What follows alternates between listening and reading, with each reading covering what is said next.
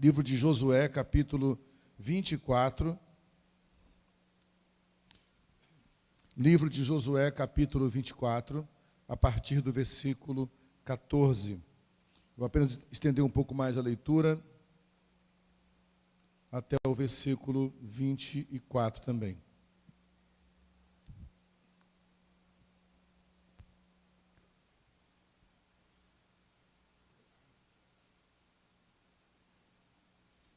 Livro de Josué, capítulo 24, versículo 14 até o versículo 24. Quem encontrou pode dizer amém? Diz assim a palavra do Senhor. Agora temam o Senhor e sirvam-no com integridade e fidelidade. Joguem fora os deuses que os seus antepassados adoraram, além do Eufrates e no Egito, e sirvam ao Senhor. Se, porém, não lhes agrada servir ao Senhor, escolham hoje a quem irão servir. Se aos deuses que os seus antepassados serviram além do Eufrates, ou aos deuses dos amorreus, em cuja terra vocês estão vivendo. Mas eu e minha família serviremos ao Senhor. Então o povo respondeu: longe de nós abandonar o Senhor para servir outros deuses. Foi o próprio Senhor, o nosso Deus, que nos tirou, a nós e nossos pais, do Egito, daquela terra de escravidão, e realizou aquelas grandes maravilhas diante dos nossos olhos. Ele nos protegeu no caminho e entre as nações pelas quais passamos. Além disso, o Senhor expulsou de diante de nós todas as nações, inclusive os amorreus que viviam nesta terra. Nós também serviremos ao Senhor, porque Ele é o nosso Deus. Josué disse ao povo: vocês não têm condições de servir ao Senhor. Ele é Deus santo, é Deus zeloso. Ele não perdoará a rebelião e o pecado de vocês. Se abandonarem o Senhor e servirem a deuses estrangeiros, Ele se voltará contra vocês e os castigará. Mesmo depois de ter sido bondoso com vocês, Ele os exterminará. O povo, porém, respondeu a Josué: de maneira nenhuma nós serviremos ao Senhor. Disse então Josué: vocês são testemunhas contra vocês mesmos, de que escolheram servir ao Senhor. Somos, responderam eles. Disse Josué: agora então, joguem fora os deuses estrangeiros que estão com vocês e voltem-se de coração para o Senhor, o Deus de Israel. E o povo disse a Josué: serviremos ao Senhor, o nosso Deus, e lhe obedeceremos. Vamos orar? Feche seus olhos, curva a sua cabeça, vamos falar com Deus. Pai, eu te agradeço pelo privilégio que temos de mais uma vez lermos a tua palavra, que é santa. Quero pedir, Senhor, que nós estejamos prontos para receber aquilo que o Espírito Santo quiser nos comunicar nesta noite. Nos levantamos mais uma vez contra qualquer espírito contrário à tua palavra. Nos levantamos contra toda inquietação na alma, na mente. Ordenamos que essas vozes que atormentam nossa mente se calem. Oramos a oração do apóstolo Paulo, quando escreve sua carta aos Coríntios, e diz que com armas espirituais nós destruiríamos as fortalezas. Então, que toda fortaleza na mente seja destruída agora. Nós anularíamos todo sofisma, todo argumento sofismático, todo argumento enganoso, todo orgulho que se levantam contra o conhecimento de Deus, e levaríamos assim nossos pensamentos cativos à obediência de Cristo. Que isso se cumpra hoje à noite, Pai, que essa palavra alcance em nossos corações solos férteis e produza frutos eternos. Assim oramos e cremos, Pai, em nome de Jesus. Você que crê e concorda com essa oração pode dizer amém? Bem, irmãos, eu quero falar hoje sobre escolha. Isso é algo muito sério. Na verdade, Josué fala de uma escolha, mas eu até vou usar antes da palavra escolha uma outra palavra, que é decisão. A palavra decisão, já falei várias vezes aqui, a raiz dessa palavra, a etimologia dessa palavra, a origem dessa palavra, decisão, vem da palavra cisão, que é um corte. Então, toda vez que eu tomo uma decisão por algo, eu corto a outra coisa. Entende? Não tem como ir para frente e para trás ao mesmo tempo. Não tem como ir para o norte e para o sul, para o leste e oeste ao mesmo tempo. Não tem como trabalhar e dormir o dia inteiro ao mesmo tempo. Não tem como fazer qualquer coisa se eu, ao mesmo tempo, fizer algo que vá contra aquilo. Então, toda decisão é um corte. O texto que lemos fala de uma decisão. Josué tomou uma decisão e convidou o povo também a tomar a decisão. A decisão que Josué toma é que ele e a sua família serviriam ao Senhor. Esse texto é, para quem não está muito familiarizado com a história bíblica, a gente sempre fala na perspectiva que todo mundo sabe a história toda. Tem muita gente que não sabe, que está ouvindo a palavra agora, que vai assistir pela internet, e que talvez não tenha tanto conhecimento da história bíblica. Isso aqui é um período histórico para Israel muito importante. O povo de Israel era um povo livre, né, um povo nômade, até que um tempo lá, um dos patriarcas, aqueles que foram os fundadores da nação de Israel, chamado Jacó, teve um filho dele chamado José, que foi vendido pelos próprios irmãos como escravo, e José foi parar no Egito. E lá no Egito, José foi aquele que Deus usou para revelar a Faraó como tratar um tempo de fome que viria sobre o planeta Terra. E com a sabedoria de José e o discernimento de Faraó, o Egito se enriqueceu mais ainda, um período que houve 7 anos de muita fome no mundo inteiro. E aí os filhos de Jacó tiveram que buscar comida no Egito. Resumindo a história, encontraram seu irmão lá, e aí o faraó, que era o grande líder, né, o rei desse Egito, que era a potência do mundo todo, convidou Jacó e seus familiares a morarem no Egito também. E Jacó foi morar com seus filhos, só que o tempo passou, José, que foi a pessoa que criou essa ponte, morreu, Jacó morreu, aquele rei do Egito, aquele faraó morreu, levantou-se outro faraó que não conhecia a história, e aí o Egito tinha uma tradição, como era no passado, os povos mais fortes dominavam outros povos, se tornavam impérios sobre eles e levavam alguns como escravos. E agora os hebreus, os israelitas, que eram convidados, se tornaram escravos. Aí passaram assim 4 séculos de escravidão, até que Deus envia um libertador, que é Moisés. Moisés foi um homem muito poderoso, um homem com muita ousadia, mas Moisés não tinha muito senso de família. Moisés era um líder muito autoritário, poderoso, forte, mas não tinha muito senso de família.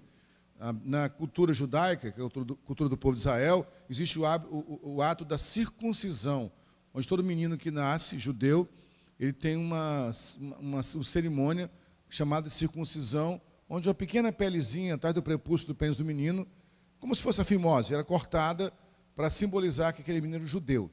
Pois Moisés não fez isso com o filho dele, quem fez foi a mulher dele. A única história na Bíblia que a mãe circuncidou o filho, porque o pai não tomou sua responsabilidade. Quando Moisés leva o povo para sair do Egito, por exemplo, ele vai sem a esposa, sem a família. Quem leva a família de volta para ele é o sogro dele, Jetro. Então Moisés não tinha muita relação com família, era um homem bom, trabalhador, mas não tinha essa mente de família. O seu sucessor é Josué. Moisés morre, e Josué é aquele que sucede Moisés e entra na terra prometida. Josué já tem outra estrutura. Josué já trabalha muito com conselho, ele tinha os seus líderes junto com ele, e declara isso, né? Eu e minha casa serviremos ao Senhor. Toda fé genuína, toda fé verdadeira envolve família. Eu não posso servir a Deus excluindo da minha família. Agora, eu preciso entender que decidir servir a Deus com a minha família envolve, como o próprio nome diz, uma decisão, aí sim também uma escolha.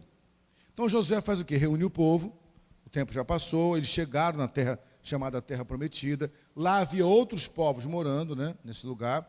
Esse lugar anteriormente foi ocupado pelo patriarca deles, que era Abraão, mas quando o povo foi levado para o Egito, ficou 400 anos lá, evidentemente outros povos ocuparam aquela terra, eles tiveram que reconquistar aquela terra e ampliar aquele território. Houve muitas guerras, muitas lutas, eles venceram. Mas aqueles povos que habitavam ali, alguns continuaram morando ali. E mesmo os que não continuaram morando, em volta desse território, havia outros povos. E havia uma característica que distinguia o povo de Israel dos outros povos. Israel era um povo monoteísta, que quer dizer, adorava um único Deus. Os outros povos eram politeístas, poli vem de muitos, né? Adoravam vários deuses. Israel era o único povo naquele meio ali que adorava um único Deus. E a ordem de Deus era o seguinte: vocês vão morar aí, mas não se contaminem com os deuses dos povos em volta de vocês, nem com os deuses dos seus antepassados, porque os antepassados deles moraram no Egito e certamente adoravam os deuses do Egito, também era um povo politeísta. Então o desafio era: não adorem os deuses desse lugar. Por que será que Deus se incomoda tanto com isso? A Bíblia fala que não há outro Deus além dele. Ele sabe que não há outro Deus. Por que Deus se incomoda com a idolatria? Irmãos, primeiro é importante entender que quando ele fala assim, não adorem os deuses desse lugar, ele está falando, não copiem o modelo, a cultura desse lugar. Porque a palavra cultura vem de culto. Nasce do culto. Tudo que eu cultuo vira uma cultura. Então, que Deus fala, não copiem essa cultura de adorar vários deuses. A idolatria, ela é complicada porque ela nos escraviza. Tudo aquilo que vira um ídolo para mim, me domina. Certo? O Salmo 115 diz assim, que os ídolos têm boca, mas não falam. Têm mãos, mas não pegam, não apalpam. Têm pés, mas não andam. Depois ele fala, se tornam semelhantes a eles, aqueles que o adoram. Então toda idolatria me paralisa, me cega, oprime minhas mãos para que eu não possa prosperar e crescer, segura os meus pés para que eu não possa andar para frente. Você entende? Tudo que é um ídolo me aprisiona. Ídolo quer dizer apenas que é uma imagem de escultura. O ídolo pode ser meu orgulho, a vaidade, os desejos desse mundo, a mentira, o pecado, são ídolos. Às vezes meu ídolo é meu filho, minha esposa, meu marido. Se aquilo me domina tanto que eu não consigo caminhar sem aquilo ou aquela pessoa, aquilo se torna um ídolo para mim, toma o lugar de Deus na minha vida. Então Deus fala para Israel, vocês querem ficar aqui? Então abram mão desses deuses. Então Josué fala o seguinte, olha, vamos fazer uma coisa, nós já estamos aqui, já vencemos as guerras, já estamos estabelecidos no lugar. Agora a pergunta é, vocês querem servir a Deus? Decidam hoje, se servem a Deus ou servem aos deuses dessa terra ou aos deuses dos antepassados de vocês. Eu, da minha parte, a minha casa, serviremos ao Senhor. E o povo diz de imediato, não, claro, a gente vai servir o Deus de Israel. Lógico, nós fomos libertos da escravidão com esse Deus, Ele nos ajudou no deserto, Ele nos libertou dos inimigos à nossa volta. Aí Josué insiste, preste atenção. Josué estende eles, preste atenção. Vocês não estão prontos para isso. Porque se vocês falam que querem servir a Deus e continuarem servindo esses deuses, haverá julgamento sobre vocês. Tem certeza disso? Temos certeza, Josué. Nós confirmamos que queremos servir a Deus. Então, preste atenção. Isso, vocês agora são testemunhas contra vocês mesmos. Meus amados irmãos, sendo bem honesto, aqui no Brasil, no Rio de Janeiro, na Baixada Fluminense, em Mesquita, ninguém é indesculpável. Porque há muita pregação do Evangelho aqui. Ninguém pode dar desculpa. Ah, eu não entendo. Eu nunca ouvi falar. Nós ouvimos muito sobre o Evangelho. Eu costumo brincar aqui, toda vez que alguém toma uma decisão por Jesus, vem à frente, ou é filho de crente, ou neto de crente, ou amante de crente. Tem um caso com algum crente também. Tem um monte de crente safado, tem amante também, né? Então tem sempre tudo. Todo mundo conhece alguma coisa. Ninguém é inocente de tudo. A questão toda é que não dá para servir a Deus e aos outros deuses. Eu quero abençoar minha família, mas eu quero Deus e os deuses. O Deus do orgulho, da vaidade, da mentira, o Deus do pecado. Aí eu quero abençoar minha família assim, não vou abençoar. Pelo contrário, eu vou trazer maldição sobre a minha família. Eu preciso decidir. Eu preciso tomar decisão. Minha palavra hoje é muito simples, gente. Se queremos uma família abençoada, precisamos decidir. Só que às vezes não, sempre, decidir por Deus envolve perdas. O problema é que nos enganaram com o falso Cristo. O discurso é o seguinte: venha para Jesus e pare de sofrer. Não sofra mais. Seus problemas acabaram. É quase a igreja Tabajara, né? Os antigos lembram disso, Ministério Tabajara. Só os velhos vão lembrar disso, os novos nem sabem o que é isso. Mas então, assim, você prega uma mentira que não é verdade. Toda mentira é mentira. Não é verdade se eu vier para Deus vão acabar os problemas. Não é verdade se eu vier para Deus vou parar de sofrer. Talvez eu enfrente sofrimentos novos. Mas eu preciso entender a quem eu quero servir. A Deus ou a cultura desse mundo. Por exemplo, quem fica irritado com a corrupção na política? Alguém fica irritado com isso? Vocês acham que há muito...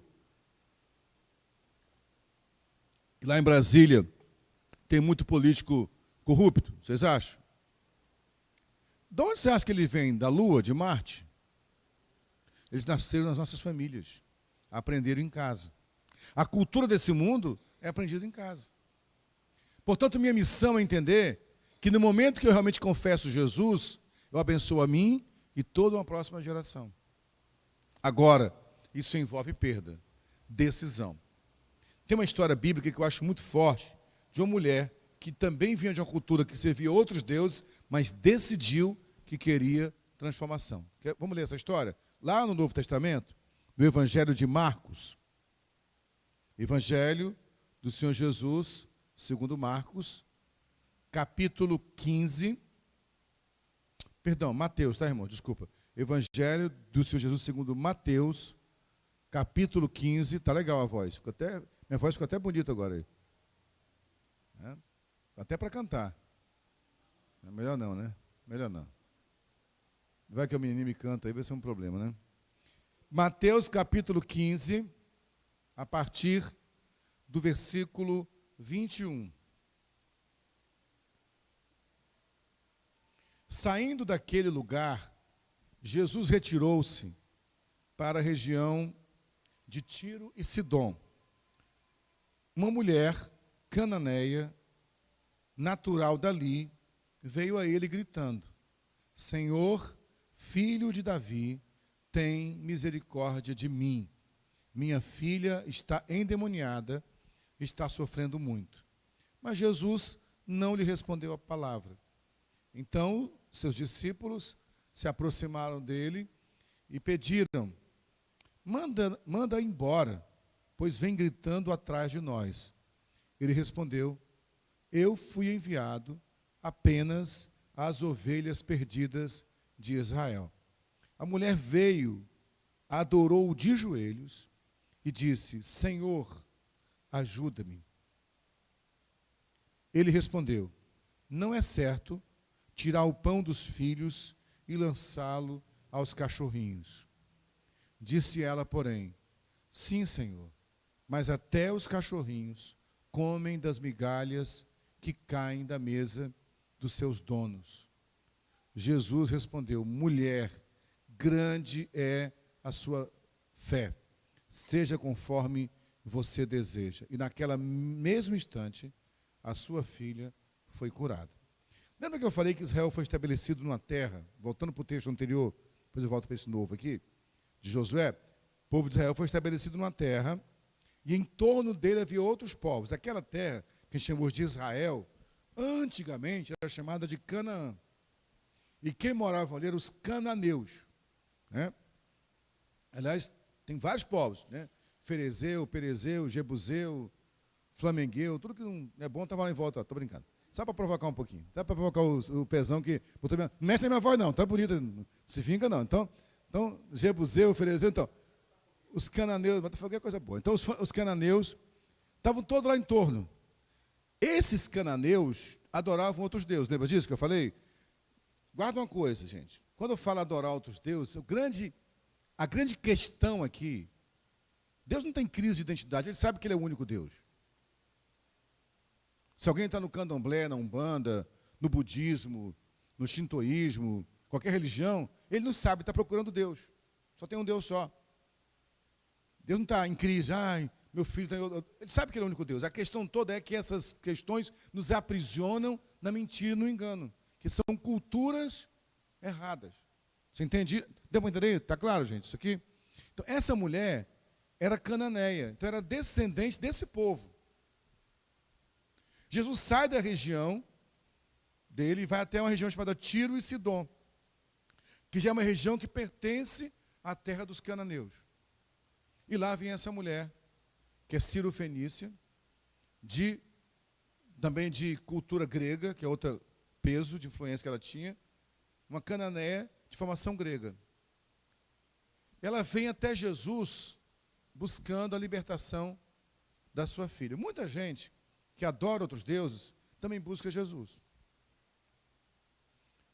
A pessoa faz assim, ele vem um domingo na igreja, outro dia vai lá no terreiro dar uma batidinha no candomblé, depois ele procura os capuchinhos, depois vai na igreja católica, vai na mesa branca. Ele vai onde deu para ir. Deu para resolver o problema, é lá que eu estou. É assim, então, vai, ou, cada semana na igreja é diferente, uma palavra diferente, o negócio é resolver o problema. Quem está procurando só milagre, vai acabar encontrando mesmo. Não se escandalize. Nosso adversário também pode operar milagres, fazer prodígios. Tem muita gente fazendo milagre em nome de Deus sem ser por Deus. Agora, a questão toda é que quando eu procuro encontrar com Jesus Cristo, só tem um caminho. É o caminho da decisão e da escolha. Ela foi em busca de Jesus. E ela foi andando e gritando, Senhor, tem misericórdia da minha filha, que ela está endemoniada. E Jesus nem deu importância para ela. E aí, ela continuou gritando, a ponto de incomodar os apóstolos, que não ficaram preocupados com ela, mas estavam incomodados com o barulho que ela estava fazendo. Então disseram para Jesus, Senhor, manda essa mulher embora, resolve a situação dela. E ele fala que não dá importância, e diz, na verdade, apenas uma coisa, para ela ouvir, eu fui enviado apenas para a descendência de Israel. Ele rejeitou essa mulher. Só que ela faz uma coisa muito estranha. Ao ser rejeitada, quando Jesus fala assim, eu vim apenas para cuidar dos descendentes de Israel, não tenho nada com os cananeus, eu estou aqui por causa deles. Essa mulher tinha todo o direito racional, de falar, o que é isso, cara? Eu vim aqui desesperado. E esse cara faz isso comigo, então eu vou embora, vou buscar outros deuses. Deixa eu falar uma coisa com você, meu irmão. Muito honestamente. Deus vai continuar sendo Deus, você crendo ou não. Os princípios dele são eternos. Tem muita gente barganhando e vendendo Jesus como se fosse mercadoria barata no final da feira. Por favor, venha para Jesus. Quase que, não, ele é Deus. Amém? Você crendo ou não. Pode ser agradável ou não para vocês, mas ele é Deus. E aí, quando Jesus fala isso, ao invés de ir embora, diz o texto bíblico aqui no versículo 25, a mulher veio e adorou de joelhos. Então, ao invés de ir embora, ela se ajoelha e adora. Antes de pedir mais uma vez, Senhor, ajuda-me, ela primeiro adora. Sabe o que é adorar? Eu adoro aquilo que me impressiona, que eu amo. Ela ajoelha para adorar Jesus. Mesmo ele tendo dito que veio para os judeus e não para os cananeus. Aí Jesus dá, meu irmão, o golpe de misericórdia. Dá o tiro de misericórdia, dá o golpe fatal. Dá o, como é que fala, o ipon no judeu, como é que fala, finalizou o cara, né? O golpe para finalizar. Ele fala assim, ó, tem mais uma coisa, eu não posso tirar o pão dos filhos e dar para os cachorrinhos. O cara chama uma mulher de cachorra. E foi intencional, porque os judeus tratavam os que não eram judeus como cachorros, como cães. Então ele foi bem pesado. Eu não vou tirar o pão dos meus filhos e dar para os cachorrinhos. E ela responde de uma forma surpreendente. Mas, Senhor, até os cachorrinhos comem das migalhas que caem da mesa dos seus donos. E aí Jesus fala assim, nunca vi uma fé como a sua, e hoje tua filha está curada. Por que Jesus fez isso? Ele era sádico? O que é uma pessoa sádica? Aquela pessoa, o sádico é o que gosta de ver o outro sofrendo, que gosta de provocar sofrimento no outro. Será que Deus é sádico? Não, irmãos. Agora ouça uma coisa. Quando decido servir o Senhor, eu tenho que saber quem eu estou buscando.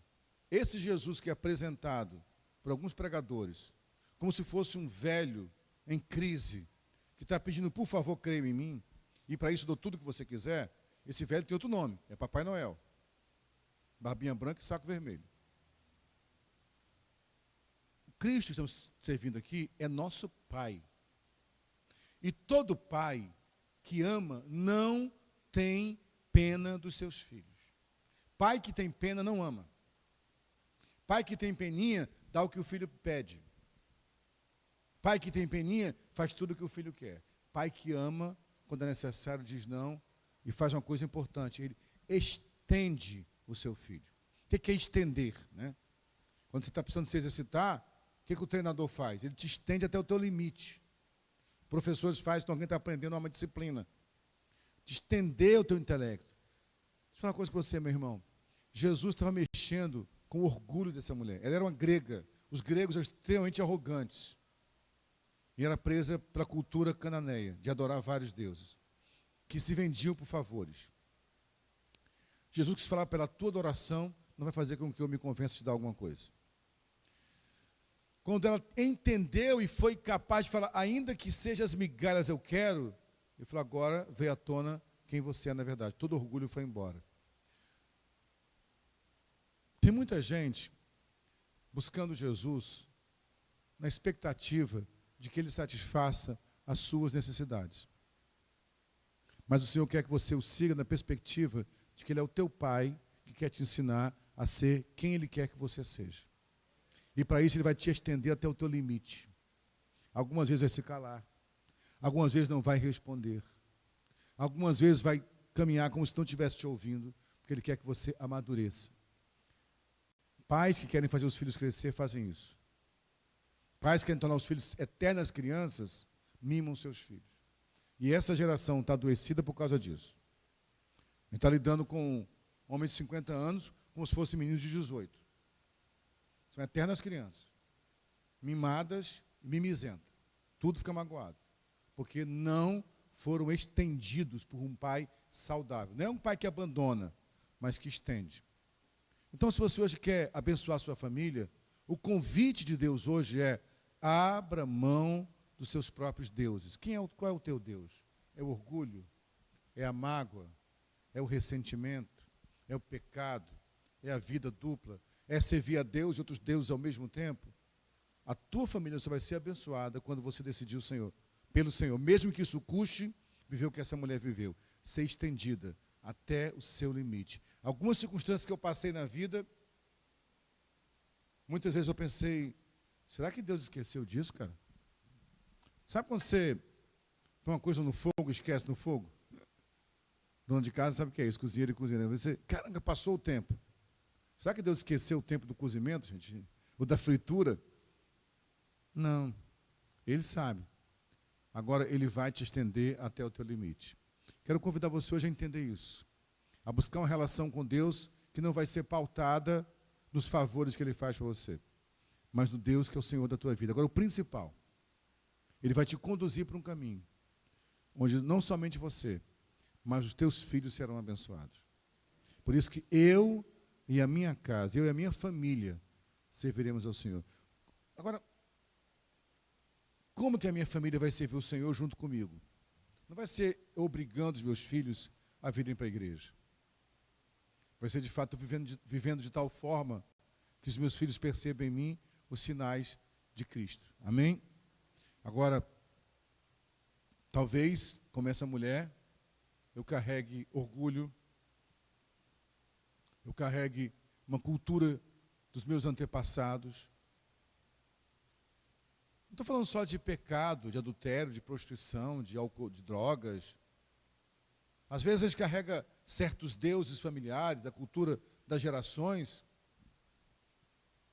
dos quais não abrimos mão. A gente vê o que a Bíblia fala, mas fala, não, mas não foi assim que eu aprendi. Via de regra, se você quiser seguir Jesus, servir ao Senhor, em algum momento, você vai desagradar a cultura da tua família. O próprio Cristo provou isso na pele. Falava sobre isso no presbitério ontem, que é um momento onde os irmãos de Jesus vão até a casa dele em Cafarnaum, que ele está pregando, para arrancar de lá a força.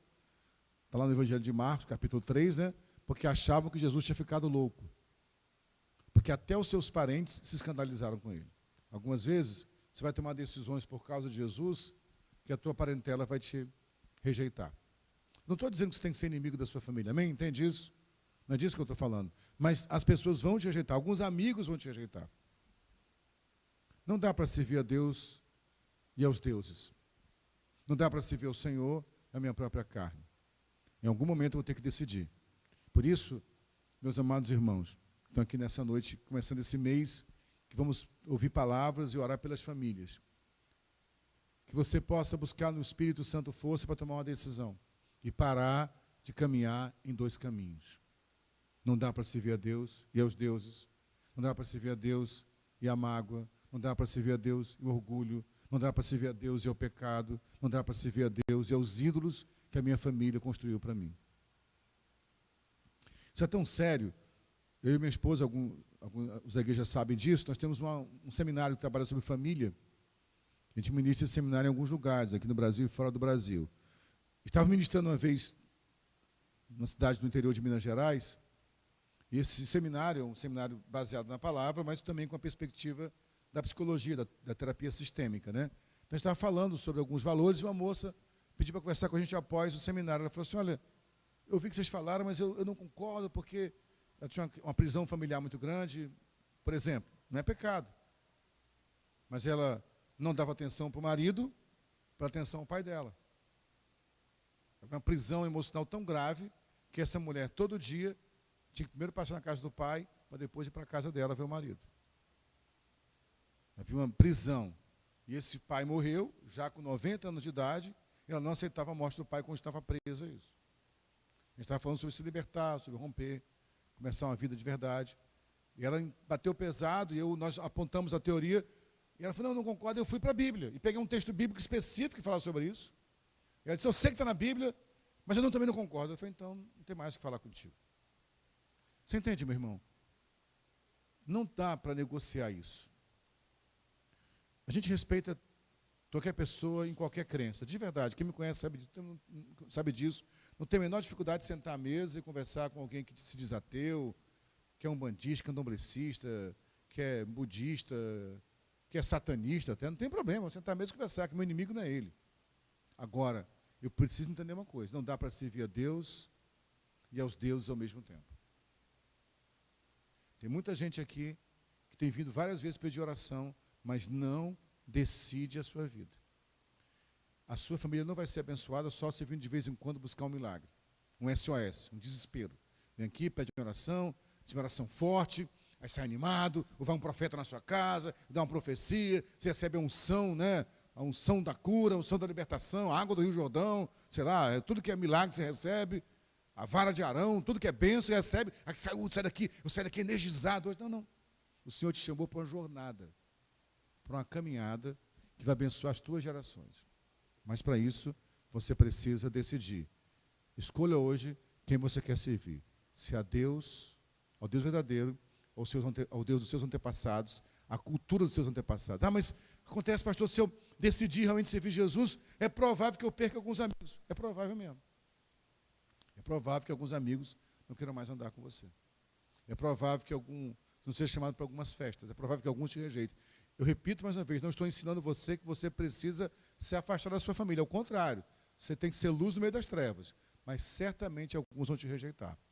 Mas não tem como servir ao Senhor e a sua própria vontade. Os irmãos entendem isso? Vocês podem dizer amém? Feche seus olhos, cubra sua cabeça. Vamos falar com Deus. Paizinho, eu quero orar por essa palavra ministrada hoje.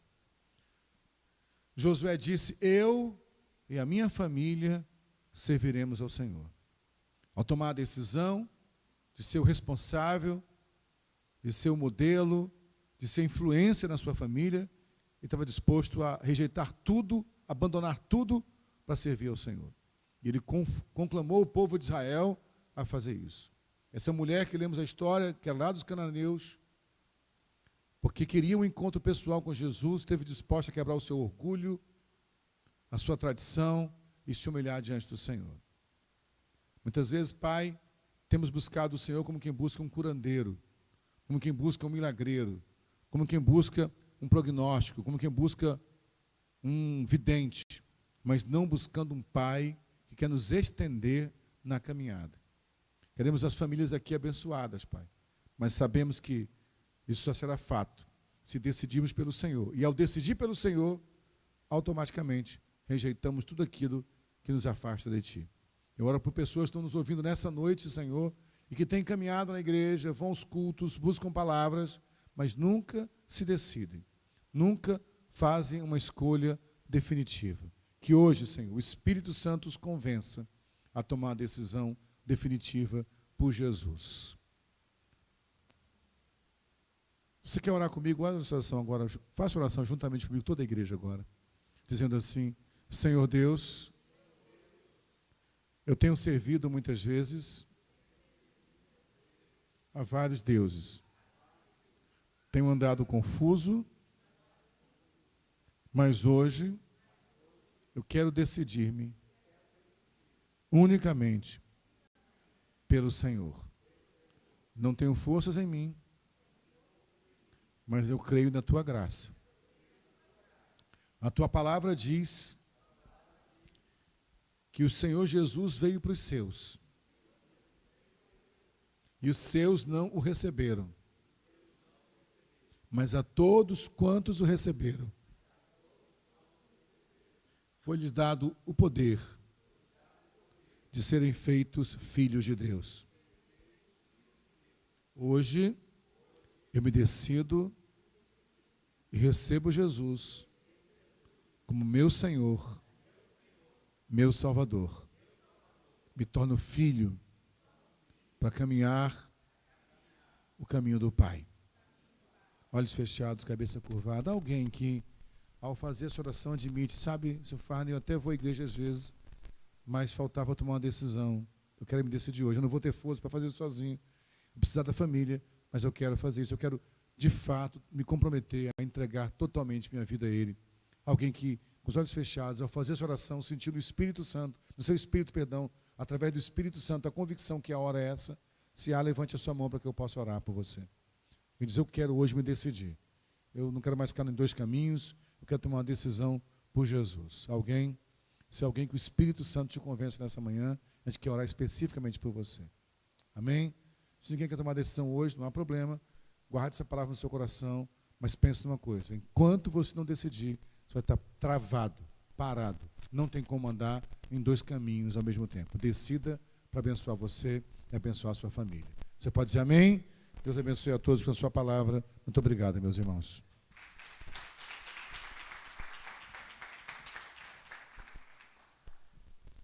Glória a Deus! Glória a Deus!